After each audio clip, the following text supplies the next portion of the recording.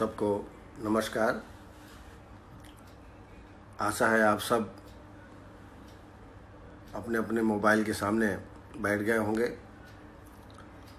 बड़ा हर्ष हो रहा है कि हम अब अपने लॉकडाउन के दौरान समय का बहुत अच्छी तरीके से उपयोग कर रहे हैं। पहले कुछ जो प्रश्न उपस्थित हुए हैं उनका उत्तर देना चाहूँगा। जैसा कि आपको पता ही है, आज रक्त पित्त में चर्चा करेंगे। बड़ी महत्वपूर्ण व्याधि है। पहले अरुणा वर्मा जी का प्रश्न लेते हैं। उन्होंने कहा है कि यूरिनरी सिस्टम में जब स्टोन हो जाता है तो उसको दवाइयों से ठीक किया जा सकता है, लेकिन गाल ब्लैडर में यदि स्टोन हो तो क्या ट्रीटमेंट लेना चाहिए। तो मैं अपना एक एक्सपीरियंस शेयर करना चाहूँगा। एक घनबटी या चूर्ण या क्वाथ के रूप में इन औषधियों का प्रयोग करना है। कुटकी, शतावरी, गोक्षुर और खीरा बीज।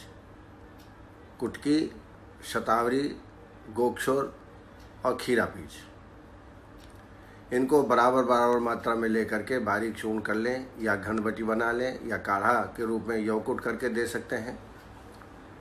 इसके 1 चम्मच सुबह और शाम को खाली पेट में इसका सेवन लगातार आप 1 महीने तक कराएं। आपको बहुत अच्छे रिजल्ट्स इसमें प्राप्त होंगे। इसके अलावा साथ साथ में गोक्षरादि गुगुलू, पूर्णनवाष्टक क्वाथ, ये निरंतर पेशेंट को देते रहें। बहुत जल्दी परिणामों की अपेक्षा न करें, लेकिन 1 महीने के अंदर आपको काफ़ी रिजल्ट मिलेंगे। मेरा ऐसा अनुभव है कि 3 महीना तक यदि ये कोर्स कराया जाए तो गाल ब्लैडर स्टोन पूरी तरीके से ठीक हो सकता है। नीलेश निगम जी ने जानना चाहा है, अवपत्तिकर चूर्ण का प्रयोग हम कब करें।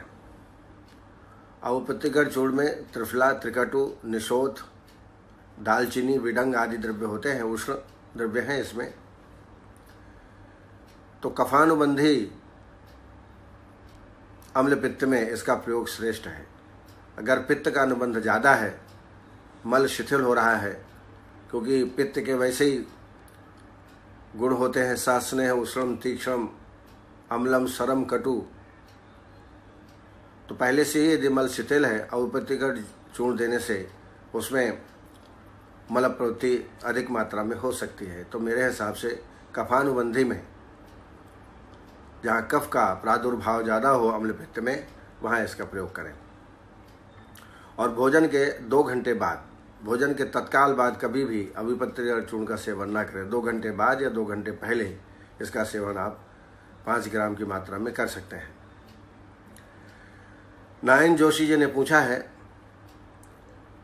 कि इसमें अम्ल पित्त में साइकोलॉजिकल कारण भी होते हैं।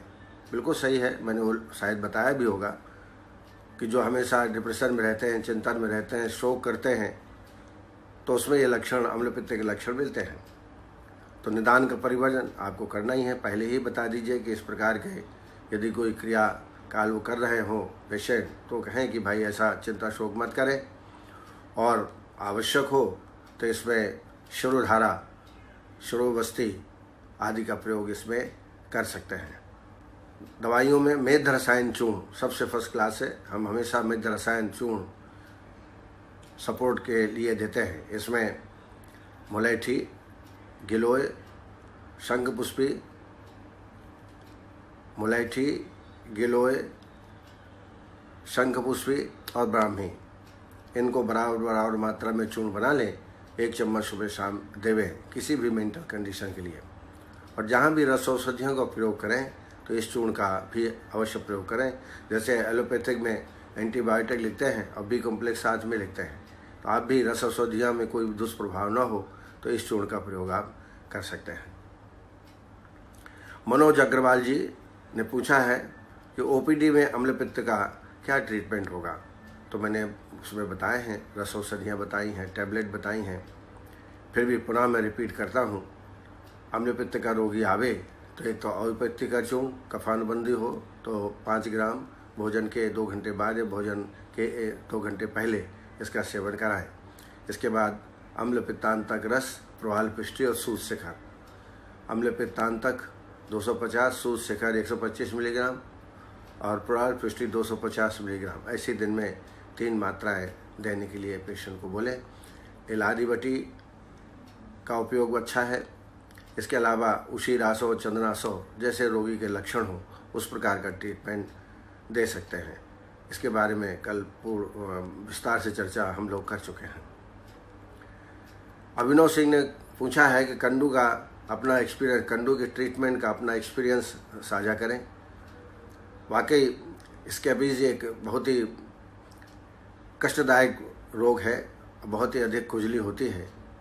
अगर शुष्क हो कंडू तो उसमें मरीचारी तेल का लेपन करना चाहिए और आर्द्र हो तो चाल मोगरा तेल बरोबर लगाना चाहिए दिन में 3 या 4 बार। इसके अलावा जो त्वक विकार नाशक औषधियाँ हैं, प्रवाल पृष्ठि, गिलोय सत्व, तालकेश्वर रस, गिलोय सत्व 250, प्रवाल पृष्ठि 250, गिलोय सत्व 250 मैंने बताया, और तालकेश्वर रस 60 मिलीग्राम। ऐसे ये 1 मात्रा है, दिन में 3 बार देवे। आरोग्यवर्धनी, कैशोर गुग्गुल, पंचनिम्ब चूर्ण या पंचनिम्ब बटी, इसका भी बहुत अच्छा प्रयोग है। और खजरारिष्ट का प्रयोग करें। तो इस तरह से बदल बदल कर ट्रीटमेंट देवें। और तेल लगाने के पहले अगर नींब पत्र को आदत से प्रक्षालन कर लें और उसके बाद जब सूख जाए तब तेल लगाएं तो इसमें और अच्छा लाभ प्राप्त होता है। मीनाक्षी जिंदल जी ने पूछा है विदग्ध जीर्ण को किससे रिलेट करेंगे। तो मैंने आपको निवेदन किया कि कभी भी कोशिश न करें कि एलोपैथिक में इसको क्या कहते हैं। आयुर्वेद में कल मैंने बताया था कि जो अजीर्ण है कई प्रकार का होता है, 6 प्रकार का होता है। आमम, विदग्धम, विष्टब्धम, वात, पित्त, है ना। तो इसमें विदग्धाजीर्ण में पित्त का अनुबंध रहता है और लक्षण काफ़ी कुछ अम्ल पित्त से मिलते जुलते हैं। इसलिए आपको डिफरेंशियल डायग्नोस आना चाहिए।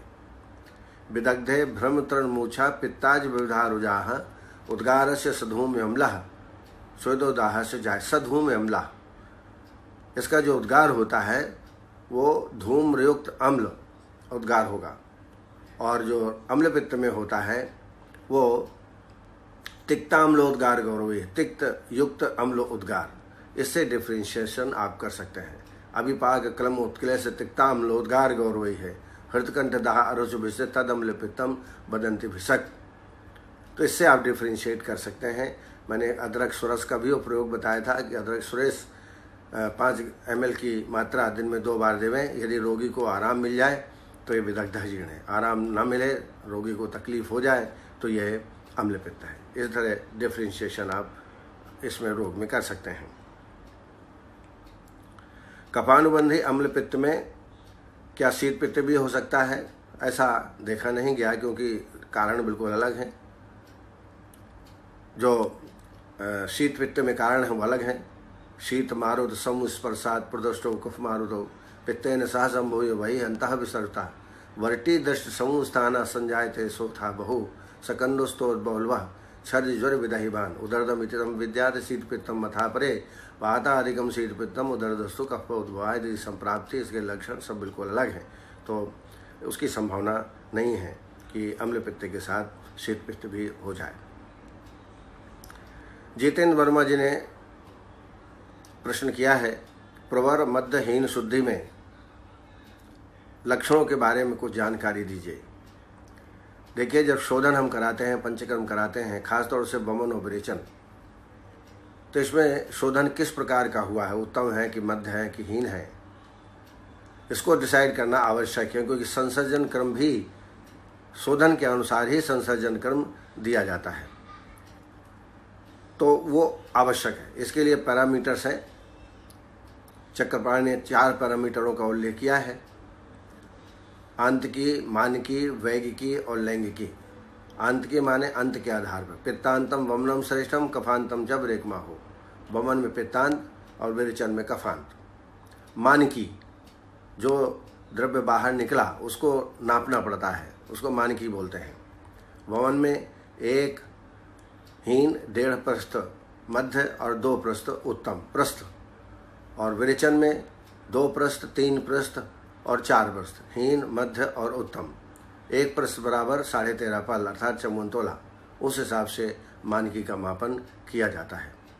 वैगिकी जैसा आप सब जानते हैं, विरेचन में 30, 20, 10, 30 उत्तम, 20 मध्यम और हीन 10।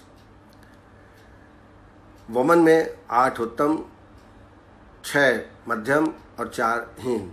तो इस तरीके से आंतकी, मानकी और वैगिकी। और नेक्स्ट होता है लैंगिकी।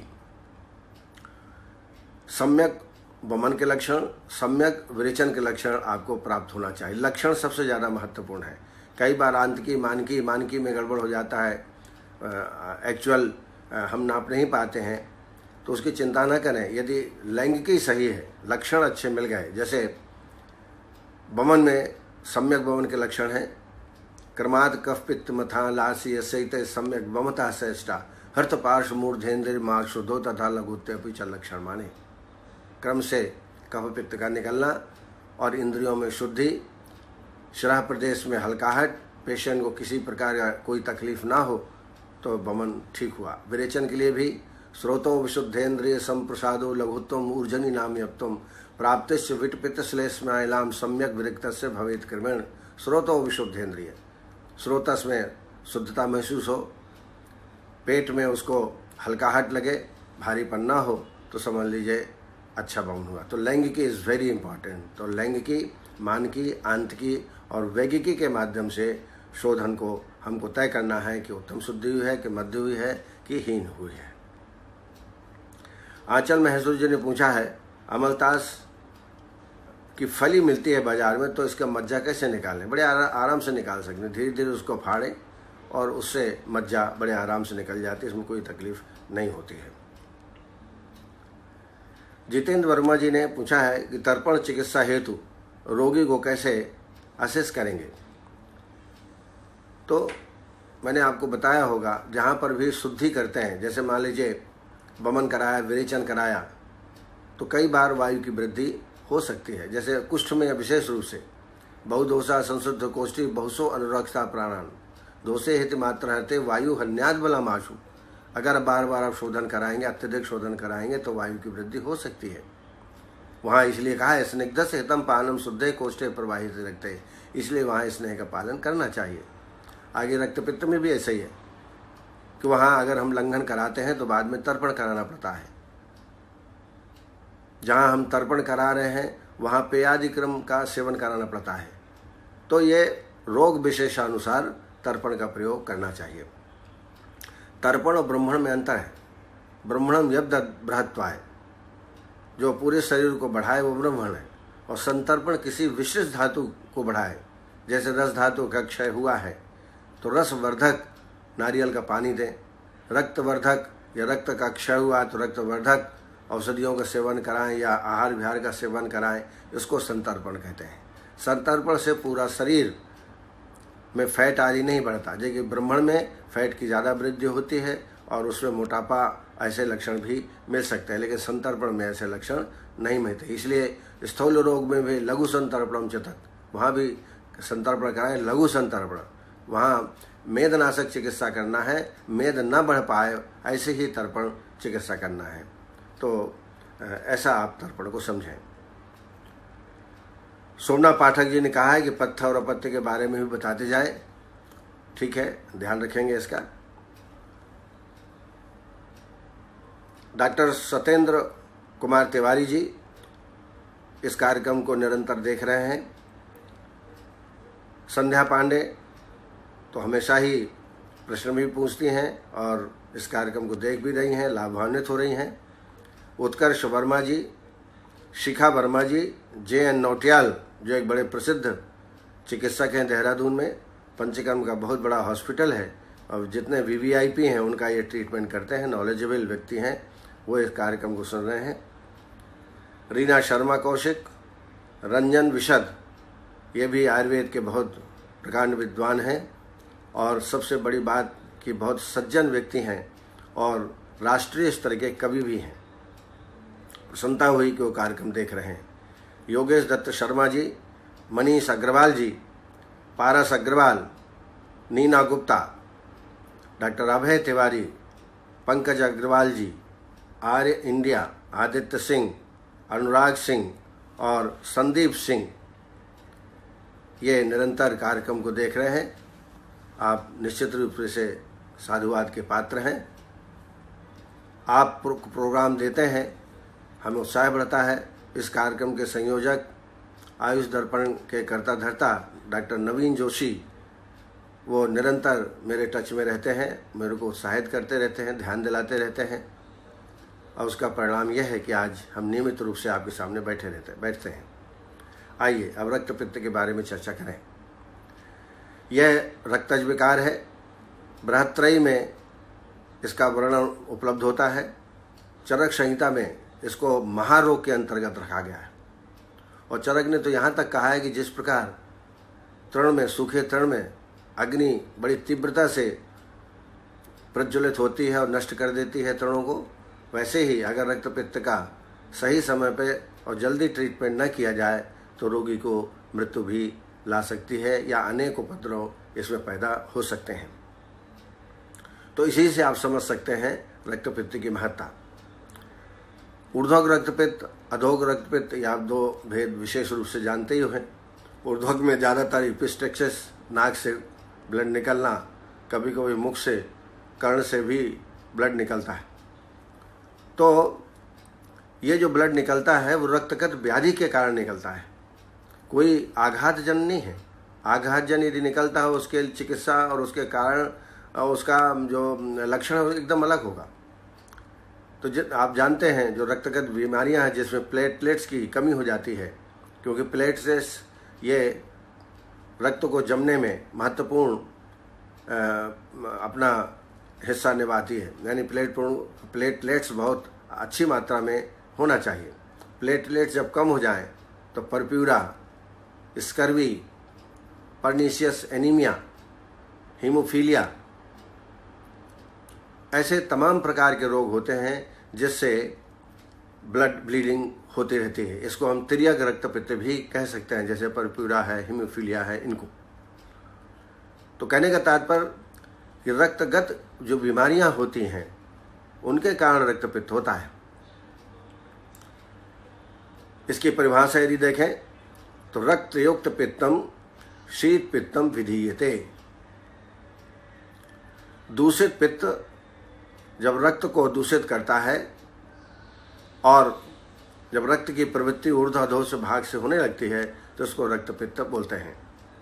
क्योंकि रक्त और पित्त समान धर्मी हैं, वर्ण भी समान है, गंध भी समान है। संयोगाद दूषणात तो सामान्यात गंधवर्णयो हो रक्त पित्त समाख्यातम रक्त पित्तम मनीष भी, इसलिए इसको रक्त पित्त बोलते हैं। आइए निदान देखें तो निदानों में मुख्य रूप से उष्ण, तीक्ष्ण, क्षार, कटु अन्न का सेवन, विदाही अन्न का सेवन, अत्यधिक धूप का सेवन, अत्यधिक वायु का सेवन, विरुद्ध आहार विहार का निरंतर सेवन और शोक हमेशा करना, इन कारणों से रक्तपित्त की उत्पत्ति हो सकती है।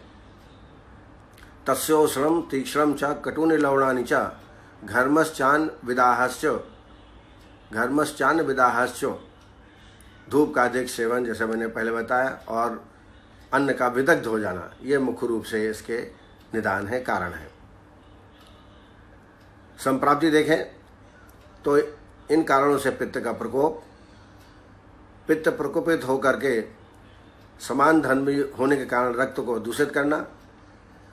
जब रक्त और पित्त मिलते हैं तो इनकी मात्रा बढ़ती है और जब रस संवहन में ये पहुंचते हैं तो मांसाहारी धातु इनके संपर्क आने से उष्णता के कारण द्रव चू चू करके रक्त में मिल जाता है, जिससे रक्त की मात्रा अत्यधिक बढ़ जाती है और परिणाम स्वरूप ऊर्ध्वक, अधोग या तिर्यक रक्तपित्त की उत्पत्ति होती है। तैरहेतुरुभिः समुत्कृष्टं पित्तम रक्तम प्रपद्यते तद्दो नित्वाद प्रपन्नम च वर्धते तत्प्रदूष्यत तस्योष्णा द्रवो धातुर्धातोः प्रसृजते शुद्धस्तेन समृद्धम भूय गच्छन्ति। तो इस तरीके से रक्तपित्त की उत्पत्ति होती है। इसके पूर्व रूप, इसमें पूर्व रूप के रूप में अंगसाद, शीत वस्तुओं के सेवन की इच्छा, कंठ से धुआं जैसा दाह की अनुभूति, उल्टी होना और लोहगंधी, लौह के समान श्वास प्रश्वास में गंधाना, ये इसके पूर्व रूप हैं। सदनम शीत कामित्वम कंठम धूमायनम वमिहि लोहगंधिश्च निःश्वासो भवित यस्मिन् भविष्यति। लक्षण देखें तो इसके मार्ग भेद से 2 भेद हैं, 3 भेद हैं, ऊर्ध्वग रक्तपित्त, अधोग रक्तपित्त और उभय रक्तपित्त। अधोग रक्तपित्त के में वात प्रधान होता है और ऊर्ध्वग में कफ प्रधान। तो पहले ऊर्ध्वग रक्तपित्त के लक्षण देखें। नासा, मुख, नेत्र, कर्ण से रक्त की प्रवृत्ति। यह रक्त स्निग्ध, पिच्छल, सांद्र, पांडु और कफ युक्त होता है, क्योंकि पहले बताया ऊर्ध्वगम कफ संसृष्टम अधोगम मारुतानुगम 2 मार्ग कफादाभ्याम उभयाभ्याम अनुबद्धते। ऊर्ध्वग में कफ रहता है और अधोग में वात का अनुबंध रहता है। पित्त दोस्तों प्रधान है ही। अधोग रक्तपित्त में गुदा, मेढ्र, योनि मार्ग से रक्त का निकलना, रक्त का वर्ण श्याव, अरुण, तनु और फेनिल, ये लक्षण मिले तो समझ लीजिए अधोग रक्तपित्त है। उभय रक्तपित्त में दोनों के मिलित लक्षण मिलते हैं और ये असाध्य की श्रेणी में आता है।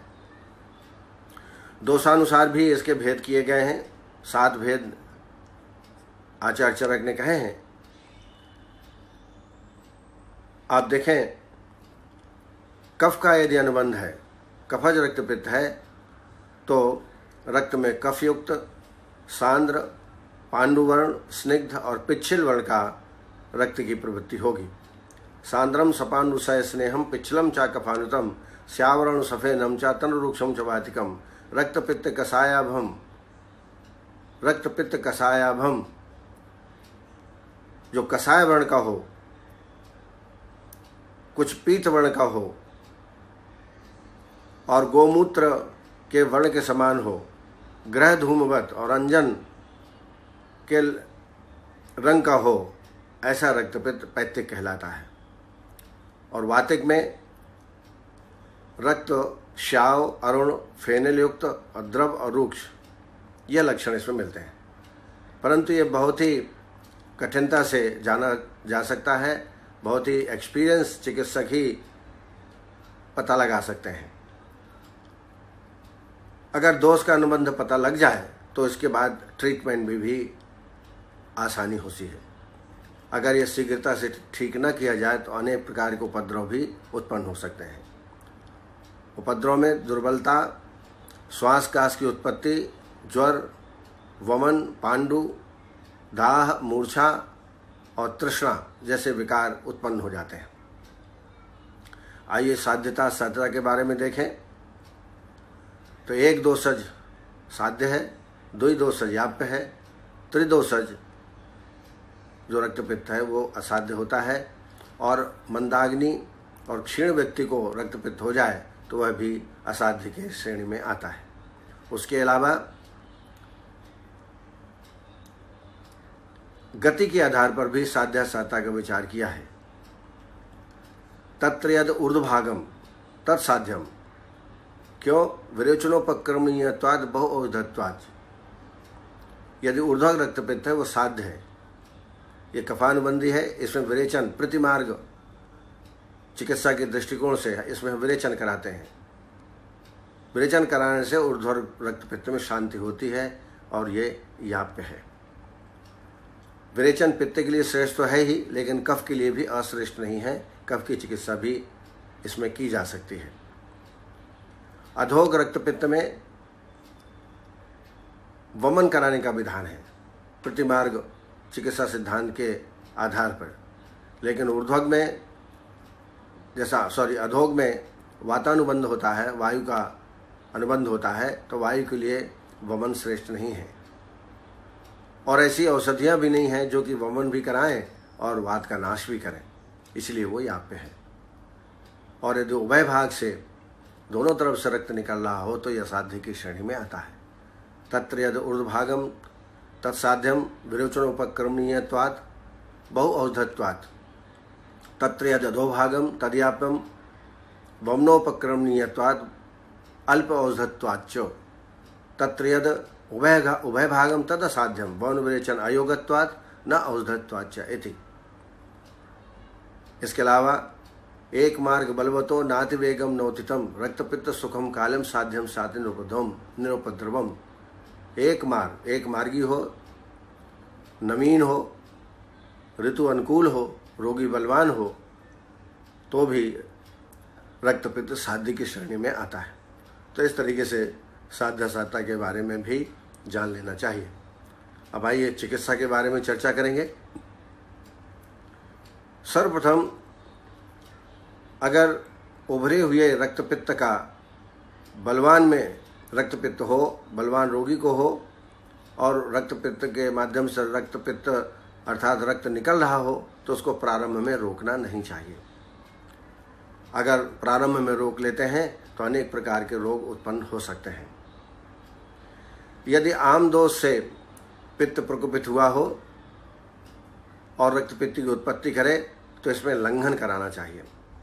लंघन का मतलब उपवास नहीं है, हल्का खाना, पेय आदि चीज़ों का सेवन कराना चाहिए। सामान्यतः ऊर्ध्वक रक्तपित्त में लंघन करते हैं क्योंकि कफानुबंध होता है, और अधोग में चूंकि वात का अनुबंध होता है तो वहाँ पर तर्पण करते हैं, क्योंकि वायु में लंघन कराना वर्जित है। ऊर्ध्वक में कफानुबंध होता है, स्निग्ध उष्ण निदानों के कारण होता है, इसलिए उसमें लंघन। अधोग में वातानुबंध होता है, और वातानुबंध रूक्ष और उष्ण कारणों के सेवन से यह होता है, इसलिए यहाँ तर्पण करना चाहिए। ऊर्ध्वगम कफ संसृष्टम अधोगम मारुतानुगम, दो मार्ग का फताभ्याम उभयाभ्याम अनुबद्धते। स्निग्ध उष्णम उष्ण रूक्षम रक्तपित्तस्य च कारणम अधोगस्य उत्तरम प्रायः पूर्वस्याद ऊर्ध्वगस्य तो ये हमें ध्यान में रखना चाहिए। कहीं भी जब हम लंघन कराते हैं, जैसे हमने ऊर्ध्वग में लंघन कराया है, तो फिर वायु की वृद्धि पुनः हो सकती है, इसलिए उसमें तर्पण कराएं। अधोग में हमने तर्पण कराया है तो लघुहार पेयादि क्रमकरा में पेयादि हितकारी होता है। इसमें अगर बलवान रोगी है तो वहाँ पर ऊर्ध्वग में विरेचन और अधोग में वमन कराना चाहिए। विपरीत मार्ग चिकित्सा रक्तपित्त में की जाती है। क्षीण वित्त में संशमन और बलवान में शोधन। यदि कफानुबंधी है, जैसा कि पिछले उसमें चर्चा कर आए हैं, चिकित्सा सिद्धांत में भी कहा है अक्षीण बल मांसस्य रक्तपित्तम में दर्शिता तद्दोष दुष्ट उत्कलशो नादो स्तंभनम हरति। वमन यदि कराना है पेशेंट को तो आभ्यंतर स्नेहपान शतावरी या पंचतिक घृत से करें, और वमन कल्प के रूप में मुलहठी, पटोलपत्र और गिलोय, मुलहठी, पटोलपत्र और गिलोय, इनको 20-20 ग्राम लेकर यौकुट कर लें और इसका 100 ग्राम काढ़ा बना लें। इस काढ़े में मदन फल पिपली 15 ग्राम यौकुट करके डाल दें वमन के एक दिन पहले। वमन के दिन उसको मसल के छान लें और शहद 20 ग्राम 2.5 से 5 ग्राम सेंधो मिला करके वमन कल्प के रूप में इसका प्रयोग अम्लपित्त में रक्तपित्त में करना है। उसके बाद संसर्जन कर्म करें वमन के 15वें दिन। लेकिन चूंकि हम ये ऊर्ध्वक के हिसाब अधोग के हिसाब से कर रहे हैं, फिर भी ये आपको ध्यान देना है कि यदि उसी पेशेंट में आप करा रहे हो तो 15वें दिन कराना चाहिए। लेकिन निश्चित बात है रक्तपित्त 2 ही प्रकार का मुख्य है, ऊर्ध्वग होगा या अधोग होगा। ऊर्ध्वग होगा तो विरेचन कराना है, अधोग होगा तो वमन कराना है। यदि अधोग रक्तपित्त है तो आपको वमन कराना है। वमन के लिए मैंने औषधियाँ बनाई। अब विरेचन के लिए आभ्यंतर स्नेहपान तो वही शतावरी और पंचतीर्थ घृत का ही होगा। विरेचन कल्प में अमलतास, निशोथ, मुनक्का और हरण, अमलतास, निशोथ, मुनक्का, हरण, इनकी 20-20 ग्राम मात्रा लेकर के 100 ml काढ़ा बना लीजिए और आवश्यकता हो तो इसमें कैस्टर ऑयल 30 ml डाल दें। लेकिन अगर पित्त बाहुल्य वाला रोगी है, पहले से ही शिथिलमल है, तो उसमें एरन तेल ना मिलाएं और इससे विरेचन कराएं। विरेचन कराने के बाद संसर्जन क्रम और फिर संसमन औषधियों का प्रयोग। संसमन औषधियों में जो विशेष रूप से क्वाथ का हम ज़्यादा प्रयोग करते हैं, जो मेरे अनुभूति योग है, मैं आपको बताना चाहूँगा। वासा, मुनक्का, छोटी हरण, वासा, मुनक्का और छोटी हरण बराबर मात्रा में ले लीजिए और 20 ग्राम एक डोज होता है। 4 चम्मच यौकुट करके 4 कप पानी मिलाइए, 1 कप बचे तब तक पकाएं। 1 कप को फिर छान लें, कुनकुना होने पे उसमें चीनी करीब 10 ग्राम, मधु 20 ग्राम मिला करके इसको दिन में 2 बार खाली पेट इसका सेवन कराना चाहिए। दूसरा एक और महत्वपूर्ण क्वाथ है वासा, प्रियंगु और पठानी लोध्र। वासा, प्रियंगु, पठानी लोध्र, इनको बराबर 100-100 ग्राम लेके यौकुट कर लें। 4 चम्मच दवाई, 4 कप पानी, 1 कप बचे तब तक पकाएं, छान लें।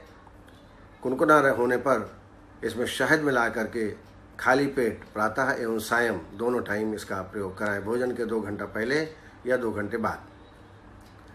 तीसरा एक क्वाथ है आंवला, सुगंध वाला और वासा। आंवला, सुगंध वाला और वासा, इनको 100-100 ग्राम लेकर के यौकुट कर लें। इसमें से 4 चम्मच दवाई लेंगे, 4 कप पानी, 1 कप बचे तब तक पकाएं, छान लें। छानने के बाद कोष्ठ होने पर शहद मिला करके इसका सेवन कराएं। ये जो मैंने आपको 4 प्रकार के क्वाथ बताए हैं बहुत उपयोगी है और ये बहुत ही सस्ता है। कई लोग ये कहते हैं कि आयुर्वेद बहुत महंगा है। महंगा इसलिए है कि हम स्वर्ण औषधियों का प्रयोग ज़्यादा करते हैं तो महंगा हो जाता है। हर्बल आप प्रयोग करेंगे तो लाभ भी ज़्यादा मिलेगा और किसी भी प्रकार के साइड इफ़ेक्ट होने की संभावना इसमें नहीं है। चूर्णों के रूप में लाक्षा चूर्ण का प्रयोग किया जाता है, 5 ग्राम दिन में 2 बार। उशीर आदि चूर्ण, इसमें उशीर, पटोल पत्र आदि द्रव्य होते हैं, इसका प्रयोग भी उपयोगी है। और शतावरी चूर्ण, मुलहटी चूर्ण, इनका भी उपयोग रक्त पित्त के रोगी में करना चाहिए। अब आइए कुछ रस योग जो हम देते हैं वो मैं आपको बताना चाहूँगा। रक्त पित्त कुलकंडन रस 125 मिलीग्राम, बोल परपटी 250 मिलीग्राम, चंद्रकला 125 मिलीग्राम, मोच रस 250 मिलीग्राम। फिर रिपीट करता हूँ, रक्त पित्त कुलकंडन रस 125 मिलीग्राम, बोलबद्ध परपटी, बोल परपटी जिसको बोलते हैं 250 मिलीग्राम, चंद्रकला रस 125 मिलीग्राम और मोच रस 250 मिलीग्राम। ये एक डोज है।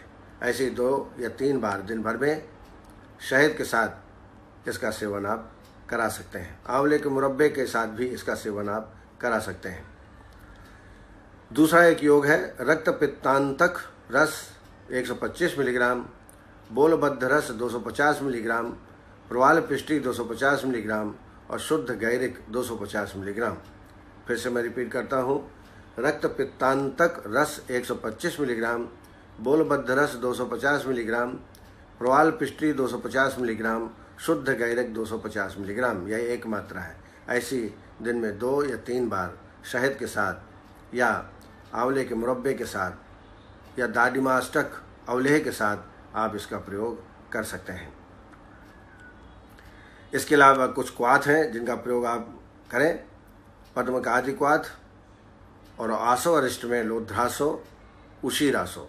लोध्रासो 10 ml से 20 ml या उशीरासो 10 ml से 20 ml, उतना ही पानी मिलाएं। भोजन के बाद दोनों टाइम इसका प्रयोग कर सकते हैं। संशमन के रूप में वासाघृत, शतावरी घृत, वासाघृत, शतावरी घृत, इसको 10 ग्राम से 20 ग्राम तक आप भोजन के काल में, भोजन के आधा घंटा 1 घंटा पहले थोड़ा कुनकुना करके गर्म पानी के साथ इसका सेवन कर सकते हैं। तो ये एक समग्र ट्रीटमेंट आपके सामने प्रस्तुत किया। अब रोगी के अनुसार से इन ट्रीटमेंट को अदल बदल करके देना चाहिए। एक ही प्रकार के लगातार औषधि न दे करके 20 दिन एक डोज दीजिए, 20 दिन दूसरा योग तैयार करिए, क्योंकि रोगी एकदम ठीक नहीं होता है। 15 दिन, 20 दिन, 1 महीना पेशेंट में लगता है। तो इस तरीके से, और शास्त्रों में भी वैदूर मुक्ता मणिगैर का नाम मृतसंक हेम आमलकोद का नाम मधुत कक्षुरस्य पाना क्षम गच्छत रक्तपित्तम। वैदूर मुक्ता का प्रयोग आचार्य चरक ने रक्तपित्त के अंतर्गत किया है। बहुत कम ऐसा वर्णन प्राप्त होता है, लेकिन रक्तपित्त में वैदूर, मुक्ता, मणि, गैरिक आदि का सेवन करने के लिए निर्देश दिया है। इस रोग में पथ्य का ध्यान तो देना जरूरी है। जो उसके निदान बताए हैं, तस्योश्रम तीक्ष्ण अम्लम चा कटूनि लवणानि चा, तो ऐसा आहार विहार वो न ले।